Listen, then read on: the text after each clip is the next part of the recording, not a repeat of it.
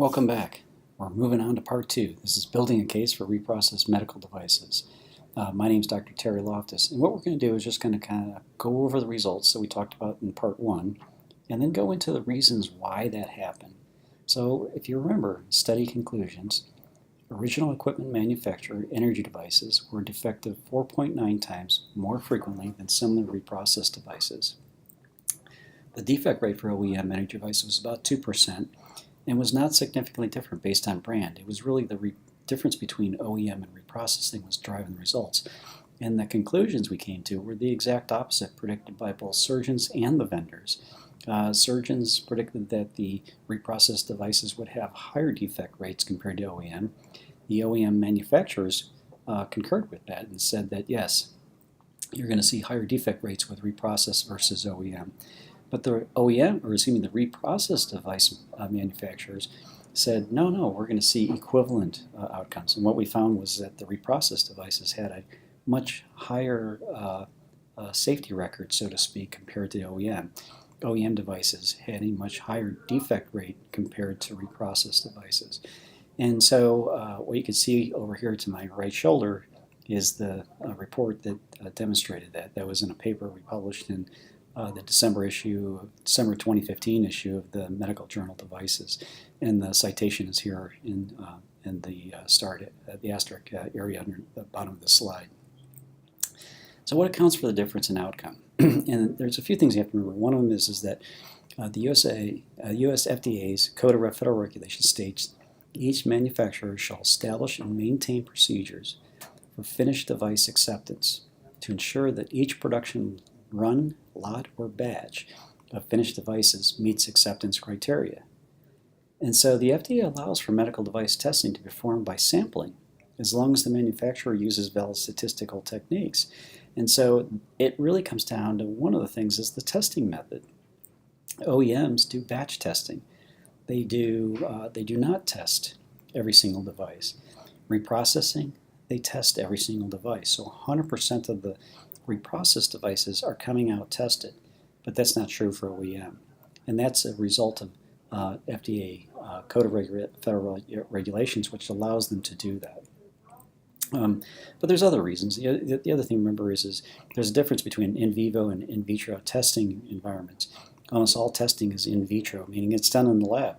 They plug it in, they run some analysis on it. If it looks like it's working, they call it functional. What we were looking at was an in vivo study. We wanted to know what was going on in the operating room. So if a surgeon or anyone part of that team handed off the device and said, this isn't working the way it's supposed to be working, we counted that as a defect. It takes into account all potential defects. And so it's not just, say, a faulty circuit, which would be a mechanical defect. It could be operational. The device's sterility could be compromised. The device could be open and somebody accidentally got it contaminated and they had to hand it off and say, we can't use this. It could be system defect. The operations on the proper use maybe weren't really explained to the team. And so somebody's not plugging it in correctly or not handling it correctly, and therefore they think it's defective when it really isn't. It's just their improper training on how to use it that's really defective. So this study looks at all potential defects, not just the ones that we typically think of, and that is coming out of the factory, which are mechanical defects. The other thing to keep in mind is OEM is the supply chain for reprocess. Remember, energy devices. These devices are usually reprocessed in a one-to-one fashion. That means you need one OEM device to be reprocessed. It can only be reprocessed once. So that means that the OEM has to be the supply chain for them. And think about what's happening here. The OEM goes into the OR environment. It's handed off, and someone says it's not working the way it's supposed to be working. It goes back to the manufacturer. It doesn't go into the supply chain for reprocessing. And so what they're doing is they're screening out all of those that would have been counted as defective from the OEMs and taking them out.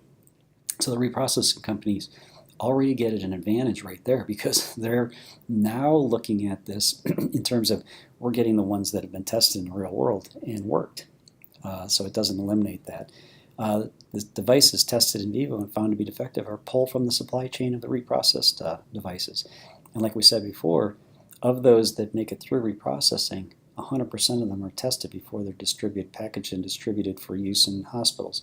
And so you would almost expect they should have a lower defect rate purely by the basis of how it gets tested and the supply chain from which they're coming from. They're designed to have a lower defect, and it's only the FDA that says that they have to be substantially equivalent, so that's the only claim that the reprocessed device makers make. But in the real world, as it turns out, they have a much lower defect rate. So the other thing is what accounts for the difference in perception. Remember, we were talking about nobody got this right. I mean, nobody. The surgeons didn't get it right. The device makers didn't get it right. Reprocessors didn't get it. Nobody got it right. So what accounts for this? Well, the 510K is a pre-market submission made to FDA to demonstrate the device to be marketed as at least as safe and effective, that is substantially equivalent to a legally marketed device that is not subject to pre-market approval. So even if the reprocessors knew of this and suspected that this might be happening, the FDA, with their 510K approval process, said it just has to be substantially equivalent, meaning that's the only claim they have to make. They don't have to claim superiority. So they didn't. They just said we're substantially equivalent, and that's where a lot of, at least on the reprocessing manufacturers' perception gets altered. They have to make that claim. They can't make anything else because in order to do that, they have to go through a different process with the FDA.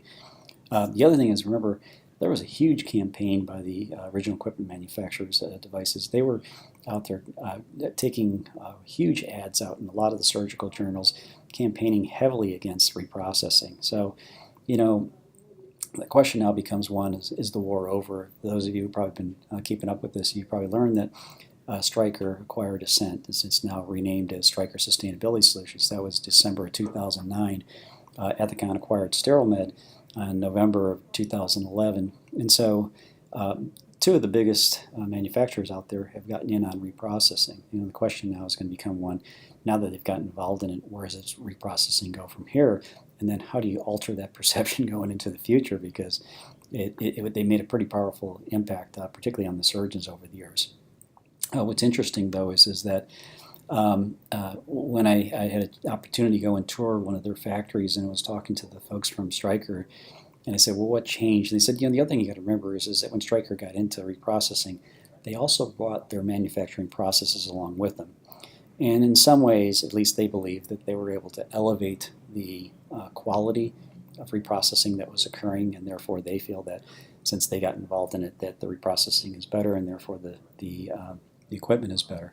My guess is Ethicon's probably going to make the exact same claim, but will find ways of developing reprocessing into their sales pitch for all of their devices, and include reprocessing as part of their portfolio of products. It seems to be moving in that direction, which doesn't surprise me. But it's interesting how this campaign that went on for years and years and years, and there was a lot of heavy debate, like I said, contentious debate at times, now seems to be moving in a much different direction. So what happened with us? We were in the midst of all this, and we were changing. We're trying to move towards reprocessing and developing some supply savings. And then I got involved in it too and started tracking some of those numbers. And so from the time we started our reprocessing campaign within our organization, which was in 2012 to 2013, and you can see the change here. So we had about a 45% increase between those 2 years. That resulted in about $2 million in savings just for these types of devices, and for particularly cardiac devices. Those really made up the majority of the reprocessing devices dollars in terms of savings. So huge difference. That's what we encountered in our organization. So what about the growth in reprocessing? Like I said, the major vendors moved into the market. They improved the manufacturing processes. I suspect that's a true claim. They also brought with them brand recognition, and that's a big one. Saying that you're marketing now with this type of brand versus a relatively unknown reprocessing brand makes a huge difference in terms of the amount of sales and market share you can gain. We have improved inventory systems. We were finding times when the reprocessed equipment was sort of stored in the back room on the high shelf somewhere. And now what's happening is that because of the inventory systems and the understanding that reprocessing lowers costs, you find them moved up to the front and closer. You can now incorporate them because of these inventory systems into preference cards. So preference cards are now automated, and changes can be made throughout the system for reprocessed equipment into a preference card. So those are big changes. There's increased economic pressures on hospitals to reduce cost, and the number one cost in a hospital is it basically comes down to your people, and that is it costs a lot to hire nurses, hire support personnel, physicians. Everyone who's a part of a hospital is probably the single biggest cost driver in that system. But there's only so many people you can cut over time. At some point, you've got to go to something else, and that something else is the number two cost, which is supply chain. And so that's why you're seeing a lot of emphasis now on supply chain and reducing costs in supply chain. I think there's greater reliance on value analysis. Like I said, we did not have a value analysis program when we first started looking at it. We developed one years later, and that became a tremendous boost for us. It allows physicians to collaborate in the purchasing process, allows supply chain to get insight and advice on products that are out there in the market, what works and what doesn't really work, and what do we think we need to test before we bring it into the organization. And I think ultimately by doing this we gain surgeon acceptance, and I think surgeons are beginning to transition. Part of that has to do with the fact that the big brands are moving into reprocessing, so I think there's much more acceptance of it, which is part of the reason why there's a growth in reprocessing. We also saw market share impact. So why are they getting into these areas? Why are these companies making these moves? And the reason is because primarily because of market share. They were seeing their OEM market share getting depleted by the reprocessing companies that were coming in and really capturing huge amounts of market share, and they knew they had to do something. And there's a number of things that they've been doing over the years, but they finally had to realize they had to get into it. So here's an example, just using our own data, the same data set that we did to look at this study. We looked at just the numbers. You can see that in the OEM, the harmonic was beating out LigaSure. So in that case, Ethicon was really kind of the winner. If you look at the OEM, the LigaSure versus reprocessed LigaSure, yeah, it was about a tie, but a slight edge to Covidien for their LigaSure device, but there was pretty much a 50-50 tie there. But when we looked at OEM versus reprocessing, you can clearly see Stryker was gaining huge market share. Reprocessing made up 55% of those devices that were purchased versus 45% of the OEM. That's part of the reason why they really needed to move much faster in that direction.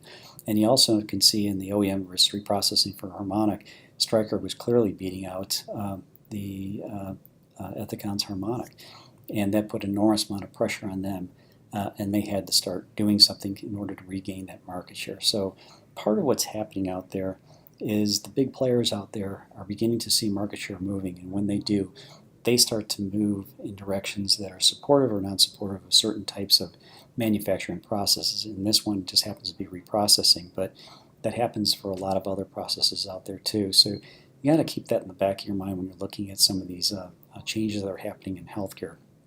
Like I said, we had these very contentious discussions about what was right and what was wrong, and then sure enough, years later, we find out that a lot of it had to come down to market share battles and what was happening with these companies. So just some final comments. One, avoid letting perception alone drive product selection. I'm a big believer in value analysis. I think it's important to have supply chain, contracting, and clinicians, particularly physicians, but also nurses, at the table looking at value analysis, understanding what's the most cost-effective supply solution. When in doubt, check the data. It's amazing what data is out there. Like I said, if I didn't keep asking, I probably wouldn't have found the data, but you'd be surprised. There's data out there, and if you keep looking, you'll find it. Just don't expect it to be as perfect as you like it to be. Like I said, I wish I had UDI data. I wish I'd be able to get encounter level data on outcomes in terms of complications and readmissions and things like that with these types of devices. We didn't have access to that type of data. With UDI, we probably will be in the near future. So it'll be interesting to see what happens when we get that type of data.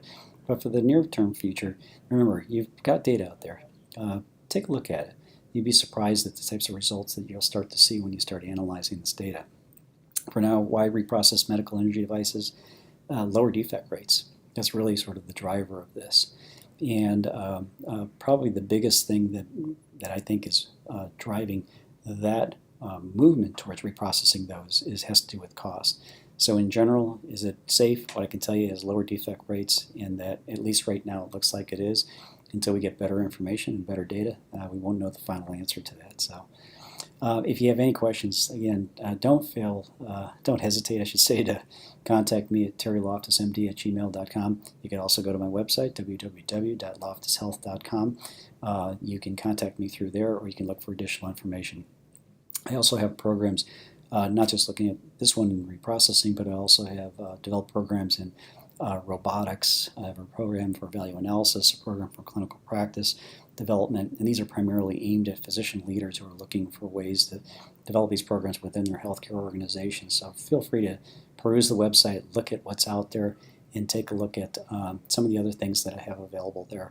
And you'll be seeing more courses like this available on the website as well. So thank you very much. I appreciate your attention, and have a great day.